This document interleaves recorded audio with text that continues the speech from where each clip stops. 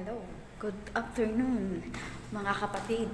25 floors, start maghagdanan hanggang ground. Saktong exercise sa umaga at sa hapon. O diba? Bilis kong maglakad pag-uwian. hindi napapagod ang paa ko. Basta pauwi na. Pagpaakyat, naku po. Ang bigat-bigat ng mga paa ko. Parang ayaw mabuhat.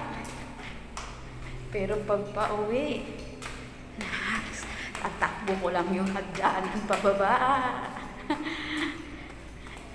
Ayan. Oh, ilang minuto lang. Naka-fifth floor na agad ako. 20 floor na. Lapit na ako makarating sa ground. Oh, sige na mga kapatid. Babay na. Baka kasi malaglag pa ako dito.